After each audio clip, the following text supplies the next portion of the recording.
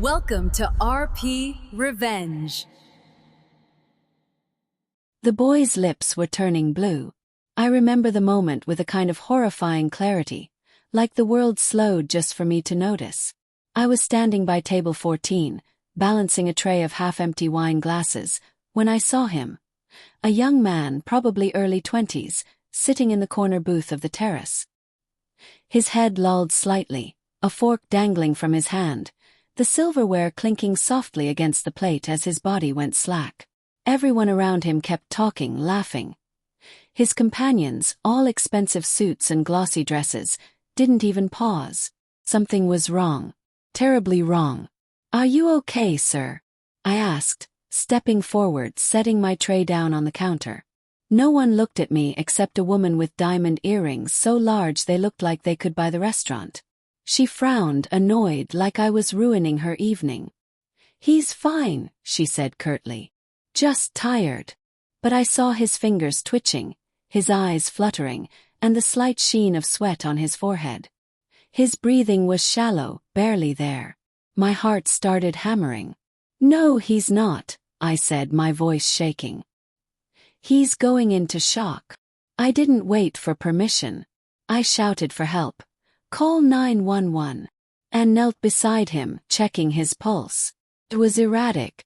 I remembered my CPR training from years ago, when I thought I'd go to nursing school before life happened. His lips parted slightly, and I could smell the metallic tang of blood mixed with something chemical, something not right. The others started panicking then. The diamond woman screamed his name. "Ethan!" As I tilted his chin and checked for obstruction. Within moments, a crowd formed, and the restaurant manager came running. I didn't care. All I could think about was keeping him breathing until the paramedics arrived. When they did, they moved fast. The medic who took over gave me a quick, almost impressed look.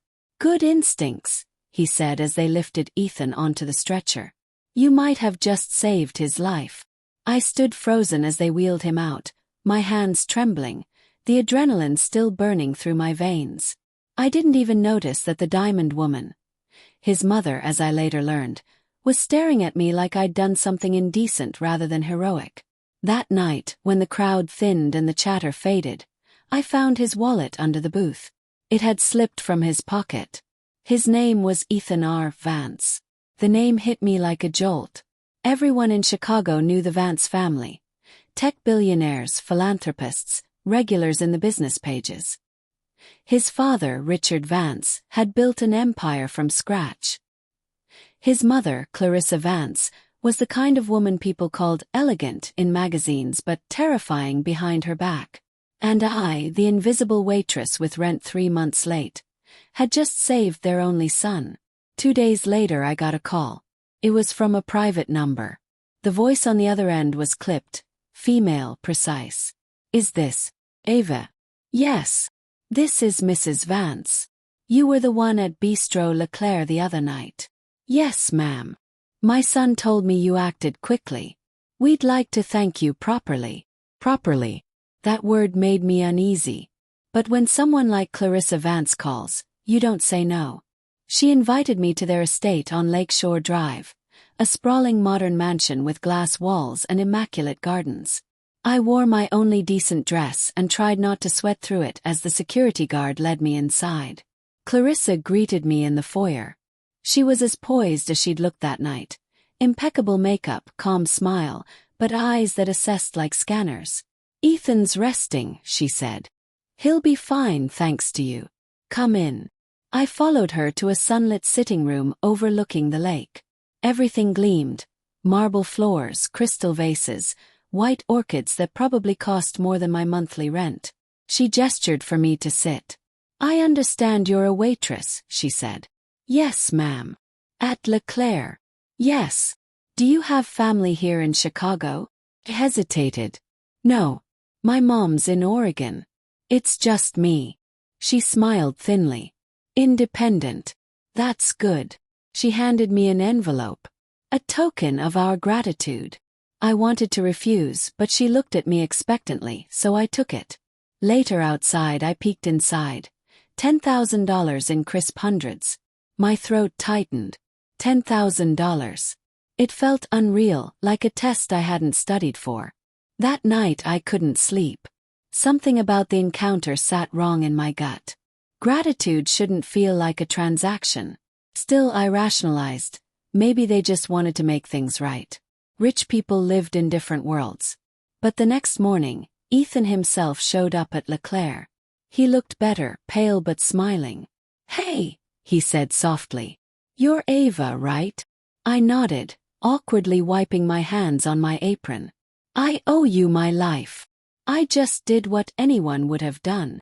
Not everyone would have noticed. You did."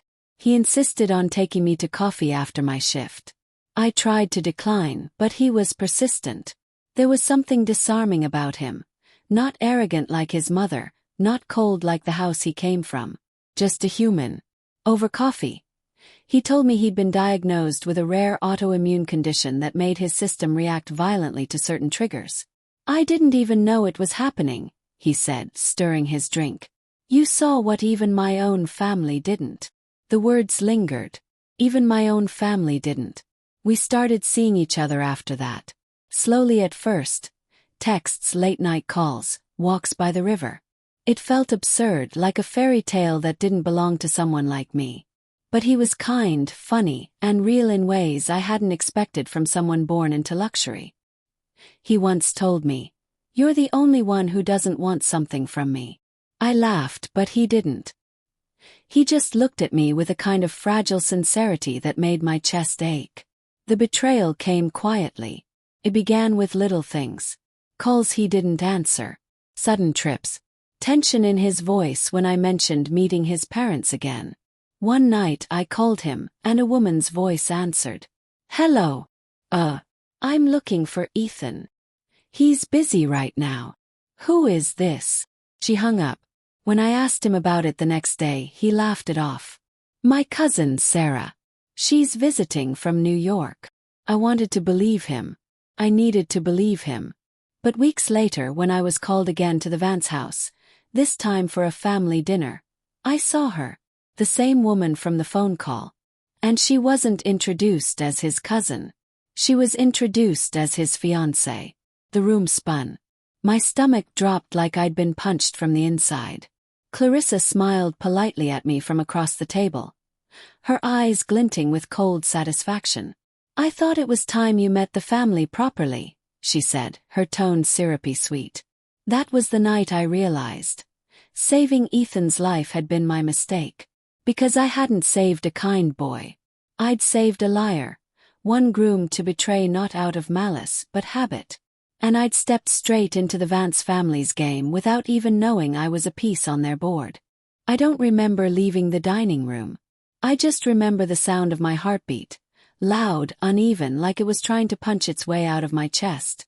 The chandelier lights blurred as I stumbled out onto the Vance's marble terrace, my breath fogging the glass doors. He followed me. "Ava, wait. Don't." My voice cracked. "Don't you dare." He looked panicked, like a child caught lying about something small, not the monstrous deceit that had just detonated between us. "It's not what you think," he said. "Then tell me what it is, Ethan. Tell me why your fiancé answered your phone 2 weeks ago while you were telling me you loved me." He flinched. The silence that followed was unbearable. Even the lake outside looked like it was holding its breath. Finally he whispered, "It was arranged. My parents, especially my mother, they've been pushing this merger with the Ashworths for months. Their daughter, Nicole, she's the deal." "The deal," I repeated numbly. So that's what I was. Secret. A phase until the paperwork cleared. He reached for me. I stepped back. His expression twisted in pain, but I couldn't feel sorry for him. Not anymore. "You don't understand," he said. "You came out of nowhere. You made me feel something again. But my family, there are expectations. Responsibilities. Responsibilities." I laughed, but it came out strangled. "You mean money. You mean control. You mean you'd rather lie to me than disappoint your mother." He didn't deny it.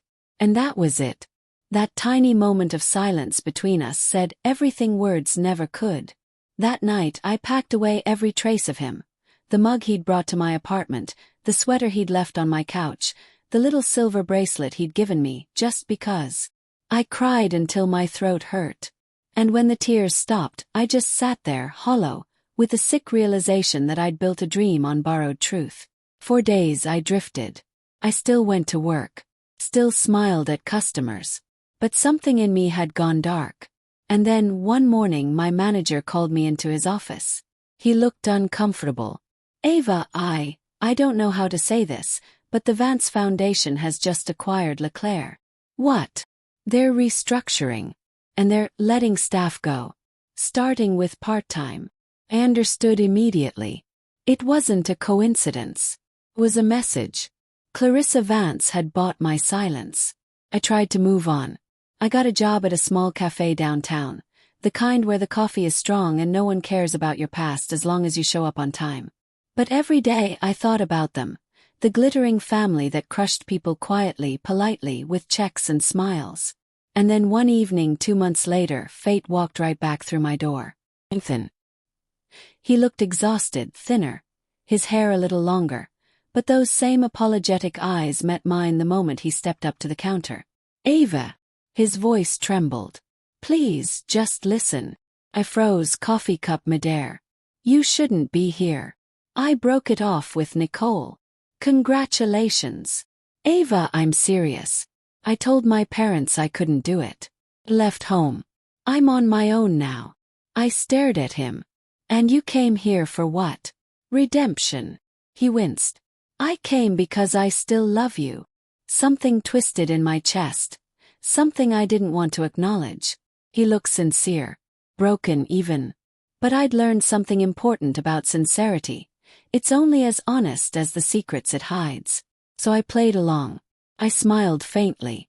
Then sit down. For weeks he came by every day. Talk. Slowly, carefully, we slipped into something that felt almost normal again. He'd tell me about how his parents had frozen his accounts. How he was working on a startup idea he'd always been too afraid to try. He said he was happier now, free. I wanted to believe him. But I didn't. Not completely. Because one night after closing I found his phone on the table. It had buzzed with a message. Mother, keep her close. We need her cooperation for the press. My blood ran cold. I opened the thread, hands shaking. There were weeks of messages. Clarissa's sharp, manipulative tone all over them. She'd been using him. He'd been using me. The Vances had a new PR campaign in the works. One about philanthropy and community connection. Saving their public image after a recent corporate scandal. The story. Their son's humble relationship with a hard-working waitress who inspired his values. I was their rebranding strategy. And the worst part. The new. He'd agreed. That night, I didn't confront him. I smiled as I handed him his latte and told him I'd see him tomorrow. But my mind was already spinning. They thought I was still that naive girl who didn't belong in their world. They'd forgotten what I'd been before the waitress apron. The girl who planned to be a nurse. The girl who understood systems, logistics, vulnerability. I wasn't going to destroy them with noise. I was going to destroy them with precision. Over the next few weeks, I played my role perfectly. Sweet, forgiving Ava. Ethan brought me to a few interviews for their campaign. I smiled for the cameras, told the story of love across worlds, and watched Clarissa beam from the sidelines like she'd orchestrated peace on Earth. But I was recording everything. Every coaching session where she told me what to say. Every fake moment she staged for the media. Every time Ethan whispered, "Just go along with it, Ava. It'll all blow over." And when I had enough evidence to make even their lawyers panic, I sent it, anonymously, to a journalist at the Chicago Tribune known for exposing corporate corruption. 3 weeks later, the headline hit. The Vance family fairy tale. Inside the manufactured romance of a falling empire. The photos, the messages, the recordings, it was all there. Within hours, the story went viral. Investors pulled out. Sponsors backed away. The Vance brand, built on morality and family values, crumbled like glass under a hammer. Clarissa tried to spin it. But her calm poise cracked in live interviews. Ethan disappeared from public view. Their foundation halted operations. As for me, I quit my job the next day. Took the little savings I had and left the city. Sometimes I still think about him. Ethan, the boy whose life I saved, who almost took mine apart piece by piece without even realizing it. Was he a monster? Or just another product of one? I don't know. But I know this.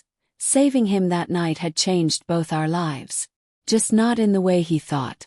Because in saving him, I learned something I'd forgotten about myself. That I wasn't powerless. That I could bleed, survive, and still rise stronger. The last time I saw Ethan was months later, on a TV screen in a diner somewhere in Ohio. He looked smaller somehow. Tired, older, stripped of the arrogance that once wrapped him like armor.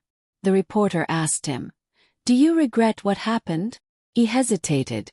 "Yes," he said softly. "But not for the reasons people think." And for the first time I believed him. Then I finished my coffee, paid the bill, and walked out into the rain. Finally free.